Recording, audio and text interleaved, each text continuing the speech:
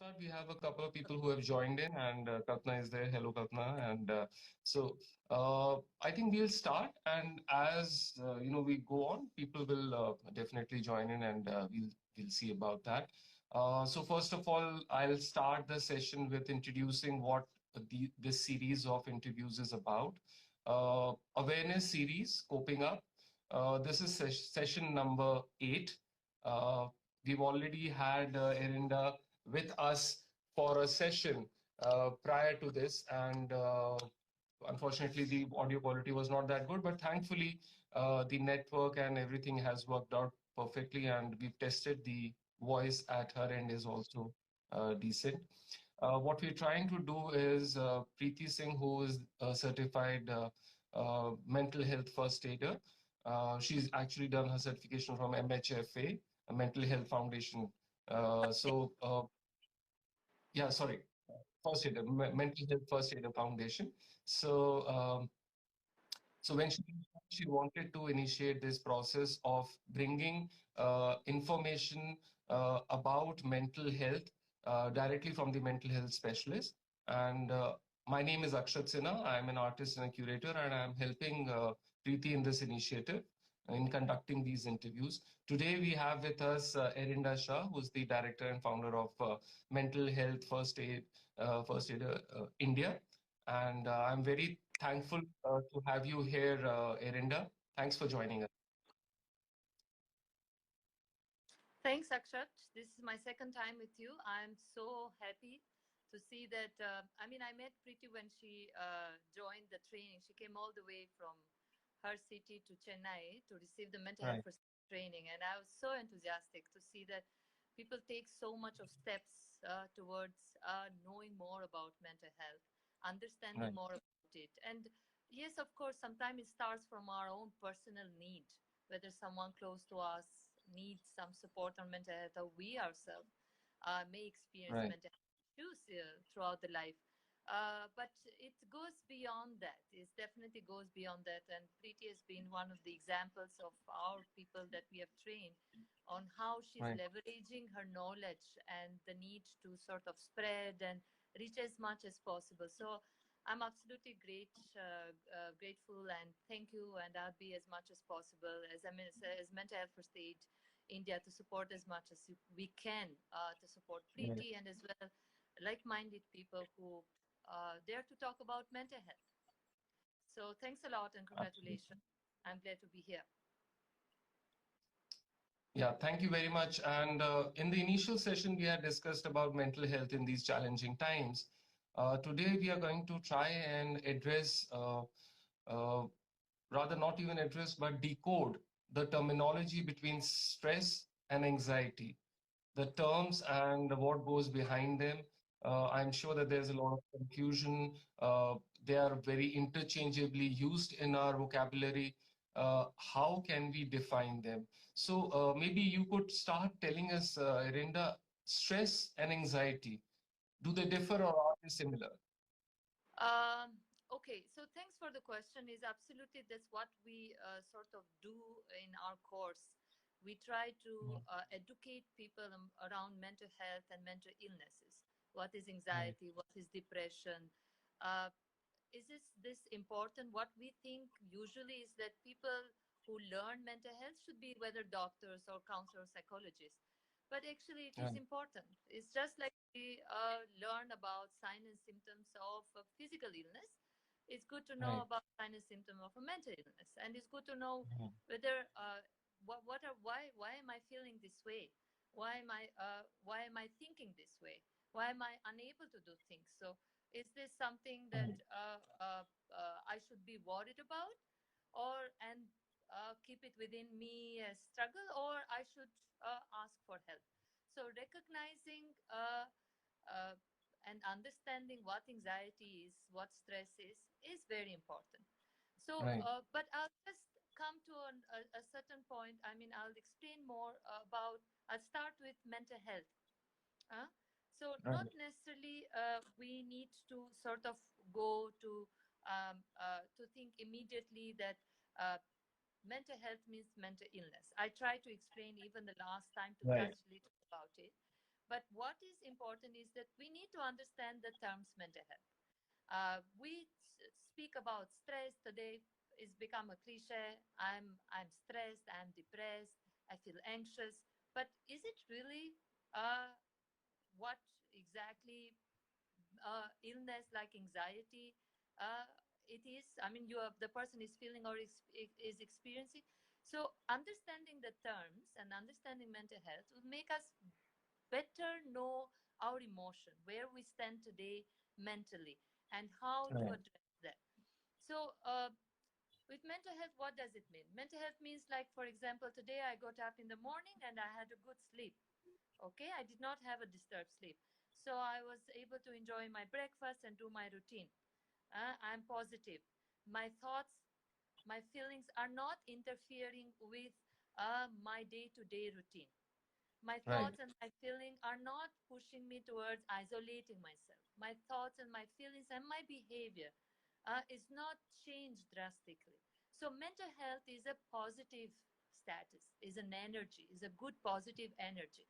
And this Right. should not be mistaken with mental illness. Mental illness is an illness, okay? And that pushes towards um, it's towards the ill diagnosable one. So in a practical way, how we check on our physical health every day, we need to check on mental health. So Okay. we use these words, as I mentioned earlier, stress. What is stress actually? Hmm? I explain that very simply with our public when they come for the training, because that's what training is for the public. So you need Right. to understand what is mental health in a simple way, simplified way, so that it is useful to you to understand and as well explain to others. So stress is a word which is borrowed from psychology or mental health from the technical, the engineering terms. Stress is the pressure that we put on a object and understand Right. what is the how much that object can sort of absorb the Withstand. stress, can handle that stress. Mhm. So this Right. in psychology and in mental health is considered as stressors or negative experiences that enter within us, that we Right. experience throughout our life or in our day-to-day basis. So we may have a negative experience today or yesterday, for example. I felt bad about a news that I heard about in my country, and that is a negative event that enters in my mind. But I carried Right. on with my day-to-day life.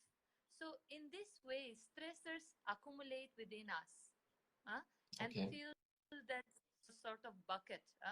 When the stress are continuous, the pressure, the Right. negative pressure are continuous, that and we do not address them, then those stressors turns into a mental health problems.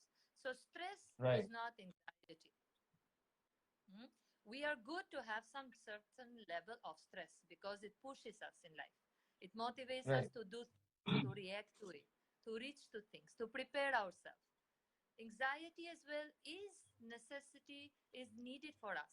We feel anxious when we have an interview or we have something new to do, marriage, a new job.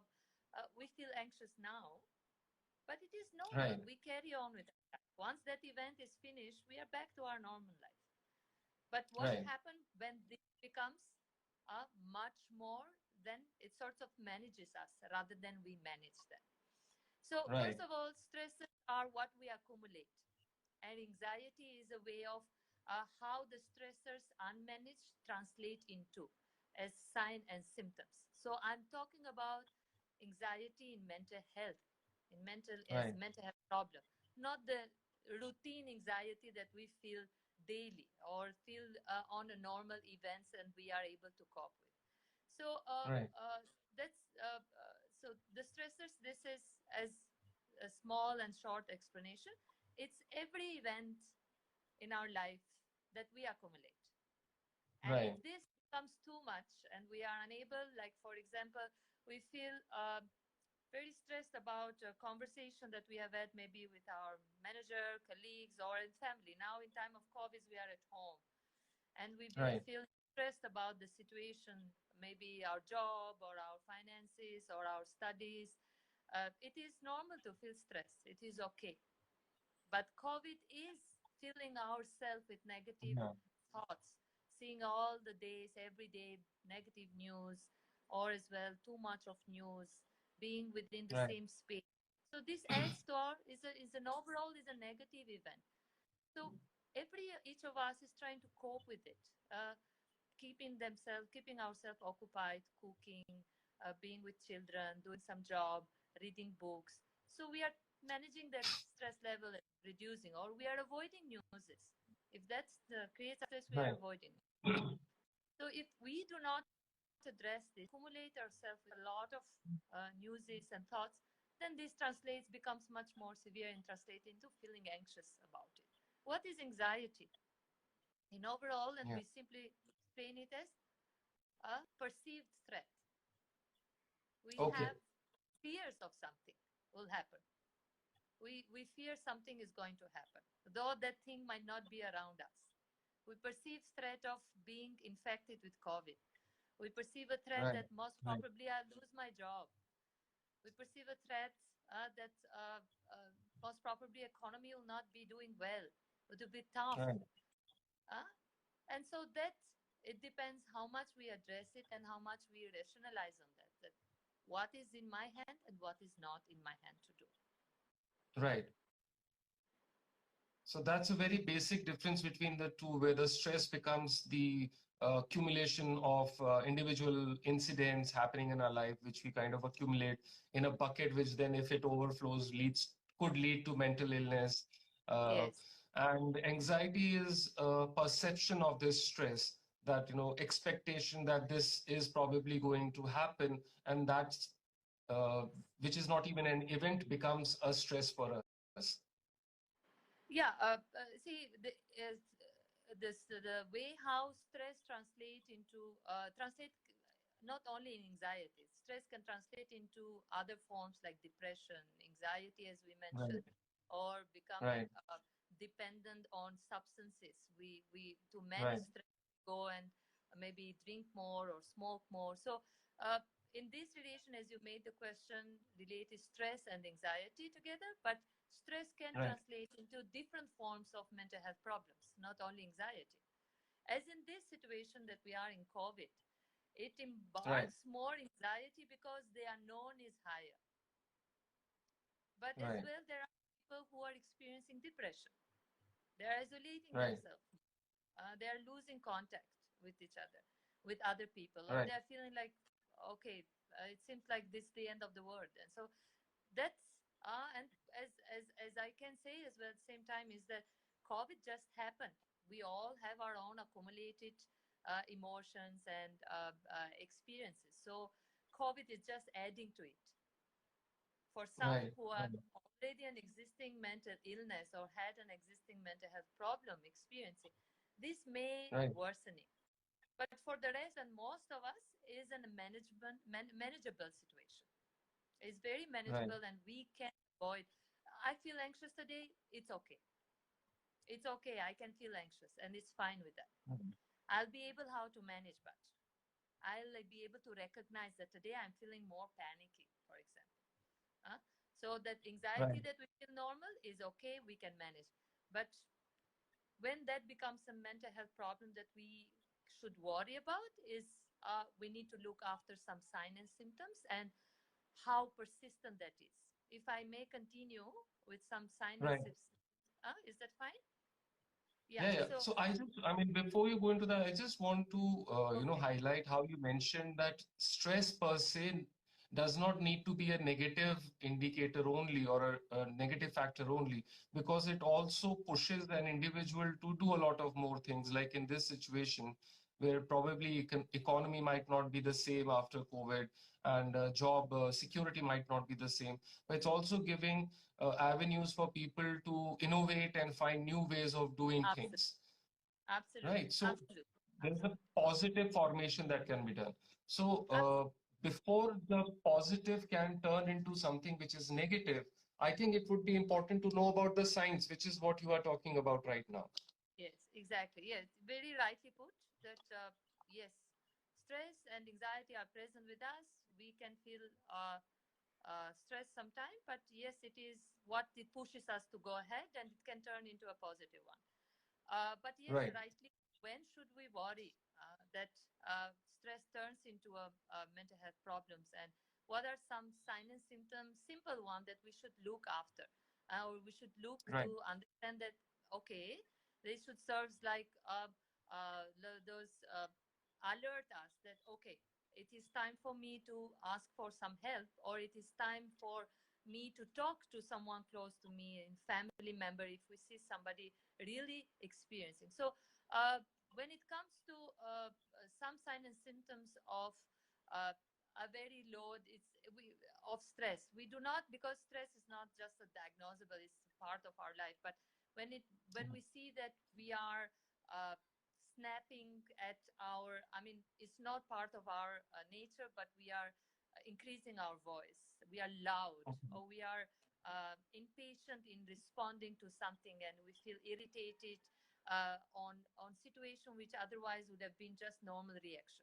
So that means that our mental health, the good mental health, the positive energy, is shifting slowly towards the mental health problems. Our sort of Okay. bucket is full, and we need to address the stress. So Right. the changes in emotions, the changes on the way we think. If we get up in the morning and feel like, oh my God, how will I deal today? It's so difficult to go out of my bed and to start doing my things. That is a sign that we need to sort of, hey, I need to look for my emotions are negative. My way of living, my everyday living is influenced. So I rather look after what caused this, and how do I Right. help myself, and whether I need help. Whether when it comes as well to the anxiety, feeling sweaty all the time, sweating, Mhm. feeling panicky, Mhm. feeling that something is Right. going to go wrong right away. So anxiety can be some uh, mild discomfort. It can go to a panic attack, which is a very intense feeling that things are going wrong. My mind is going crazy. I have no control. I feel restless. I feel like I'm dying. All those are sweating, unable to breathe, feeling unable to breathe, like feeling choking. Those are all signs and symptoms that we are experiencing a very intense anxiety level. We may feel every day uh, loss of memory. We feel like we are unable to remember things. We feel full in our mind. It's like our mind is full of thoughts. Thoughts are just Right. racing. We are unable to manage them. So if those things are continuously there present, like restless, as I said, anxious, if we read something that panics us and we feel like we are unable to cope and manage that, we feel like things Right. are going to go worse. So those are thoughts and feelings, and with certain things that we feel like news or talking about COVID, or avoid work or normal tasks, then those are enough alert or enough sign and symptoms to look for to seek some help. So in this Right. situation, as we are isolated and all at home, we have to enjoy the presence of each other. And the best to Right. provide main support is our family member. Though we are together, it might be Right. overwhelming sometimes 24 hours, but the best support comes Right. from our family member.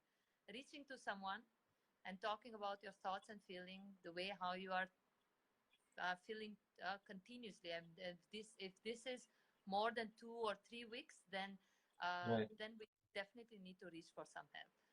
Um, it's good to acknowledge, and again I try to emphasize that it's okay, we all are feeling anxious, it is okay, we Right. all are stressed. COVID-19 is not just every day we used to live.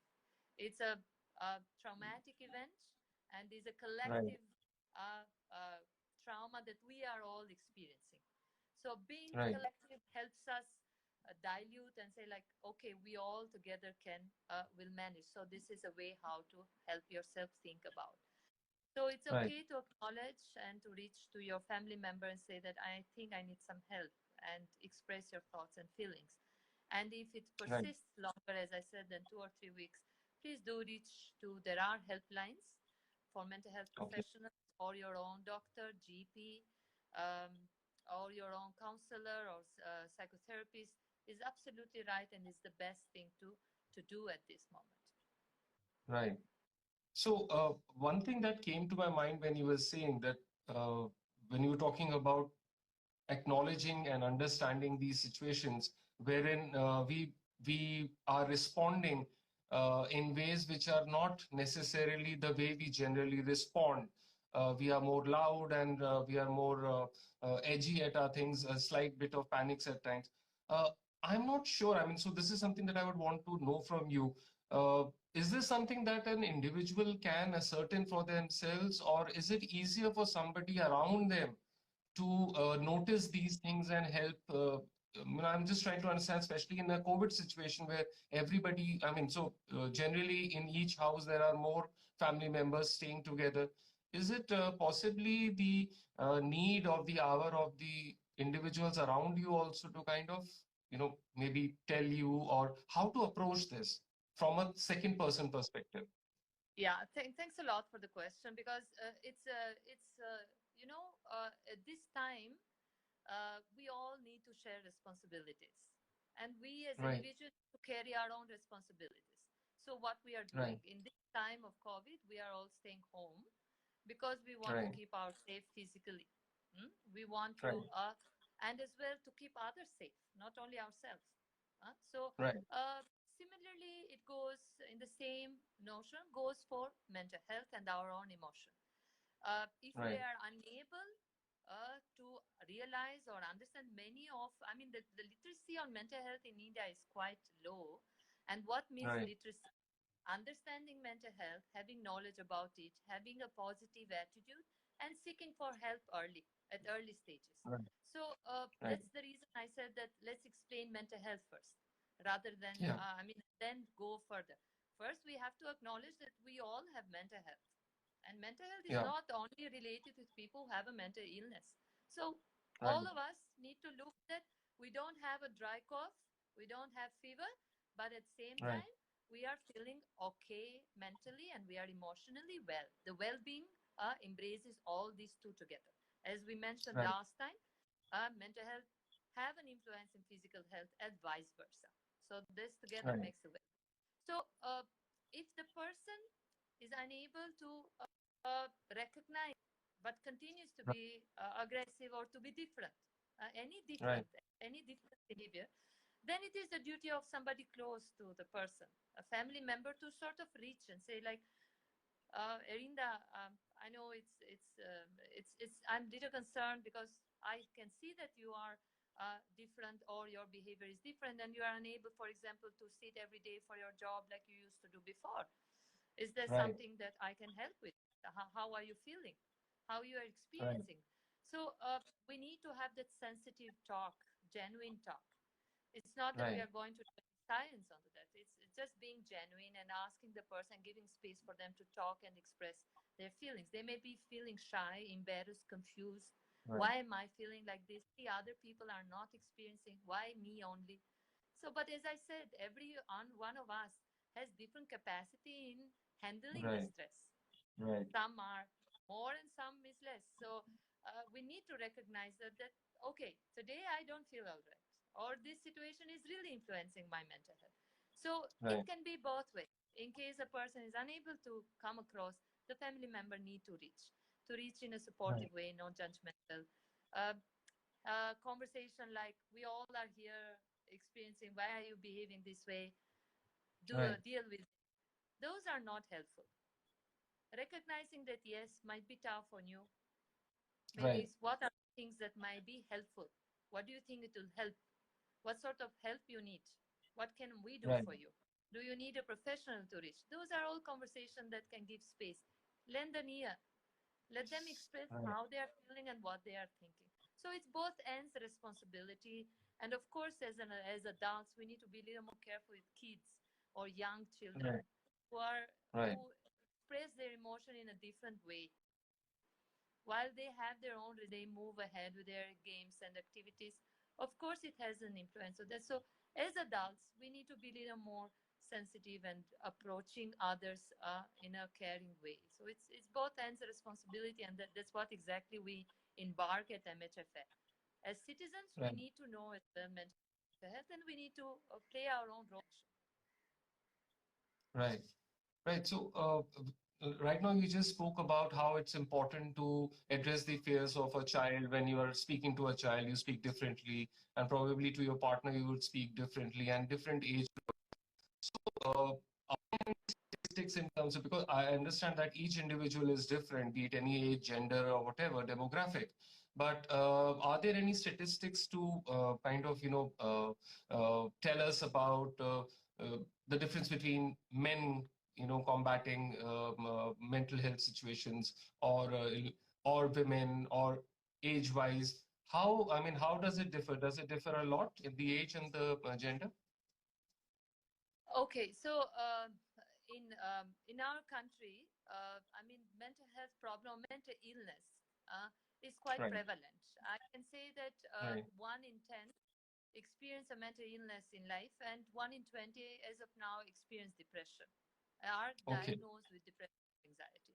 So Right, it's quite close to us. It's quite around, and we live in big families, so and right, in right, communities. So uh, mental health problems are quite present. But what I can say is the differences between men and women is that women, as across the world, tend to experience or develop more depression and anxiety, right. and men are more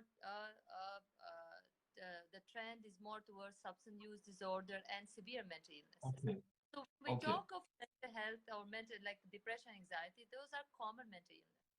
So these are right. more commonly among us one experience. But let me tell you that, for example, anxiety among men in India is around 2.85 percent of adults. Okay, Uh, okay, I'm talking okay. about 18 and above. So which is around 3%. And now with time of COVID, emotions are more. I mean, the presence of mental health Great. is Yeah, more present, and mental health is more poor. And females right, is only 4.5%. So 3 right, and 4.5 are not too far, okay, right, as right. anxiety disorders. While depression and bipolar as well, men in India is 5.19% of men experiencing or Okay, recording mental illness as depression and bipolar disorder, and women around 6, which is not too far. okay. But there are Ve- some other Very cultural issues. comparable. Yeah, that women, due to their physiology, the way, because biological factors are there influencing Right, mental health, right, and among women, there's common mental illness are more prevalent.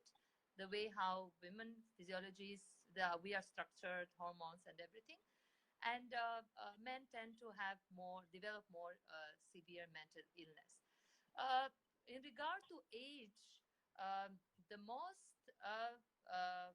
the age group that experience mental illness in India is between 40 to 49. Okay, is where the mental health problem are more prevalent, right, and it is the same, is the age group where we all have completed our studies, have created a family, have a job, would like to progress in career, have kids. So it's that period of life where we have a lot of to do, a lot of tasks, a lot of responsibility. The stressors right, are much higher. So, right. and this is the age where the mental health problem may come more prevalent and may develop. And if we do not recognize among each other those Right. mental health problems, uh, that then leads to mental illnesses. So these Absolutely. are generally some of statistics. And of course, we have our own cultural issues or gender expectation where men are not Right. supposed to express their feelings and to declare True, or true. ask for help.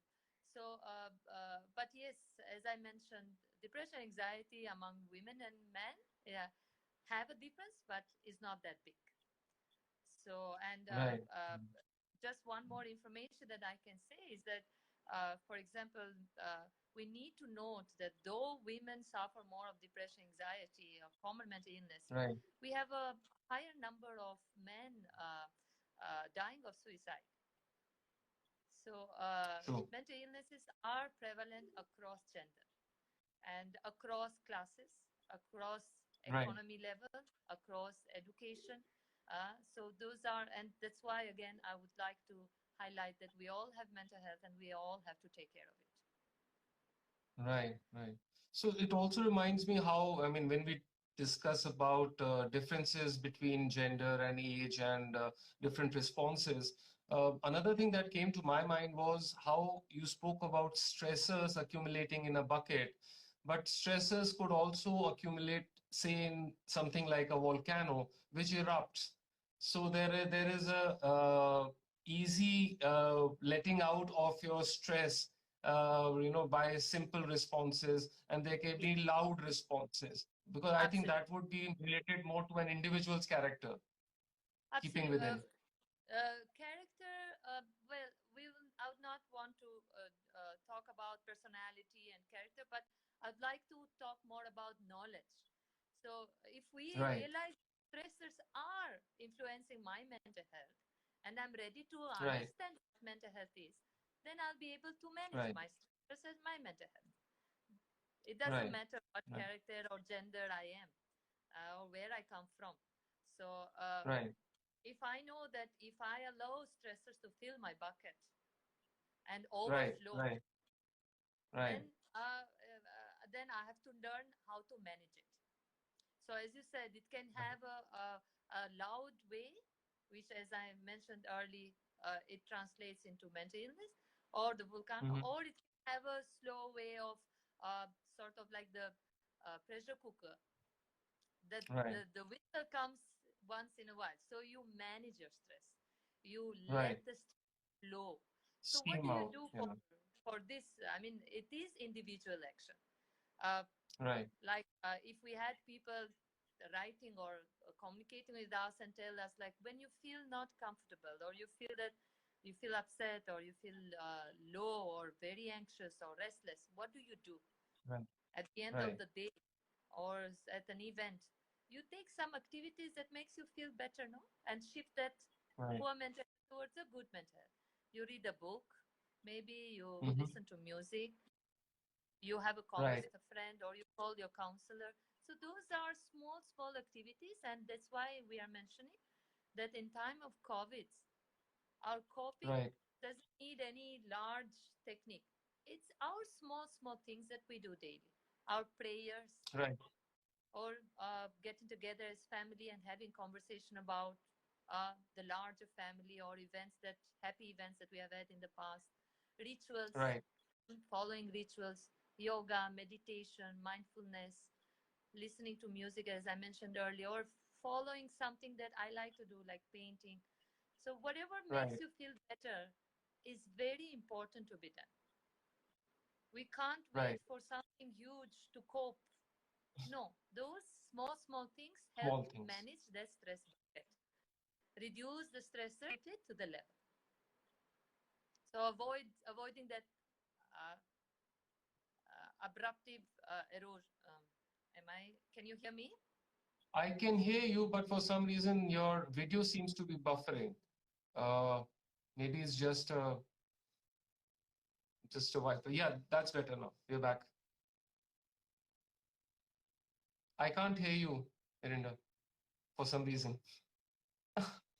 Have you changed something?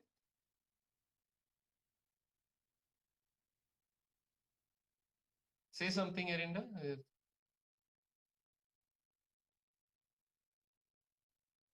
Preeti, can you hear Irinda? For some reason, I cannot.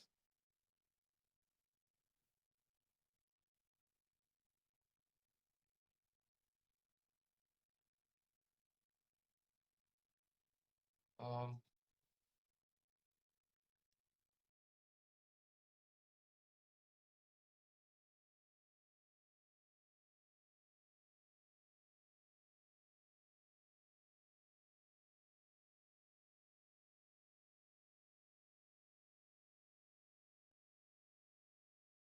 So yeah, Sorry. that's what I was Yeah. saying, that we need to avoid that stress accumulation erupt as a volcano. So we have to manage our stress in a daily basis and managing Right. it uh, continuously checking on our mental health. Right.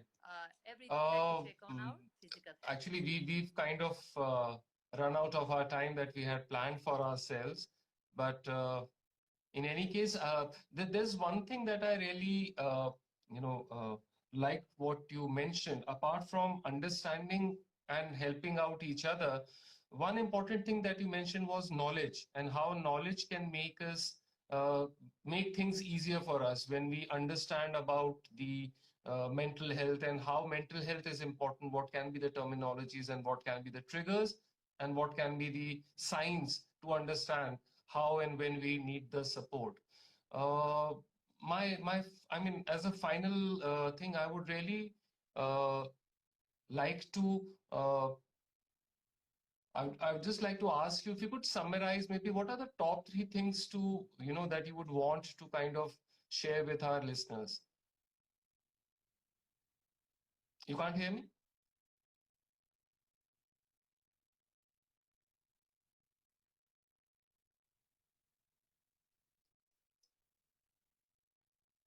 Hear you now. Okay, great. Sorry, Great. I request No, no, because I want to make sure that we resolved all the questions right.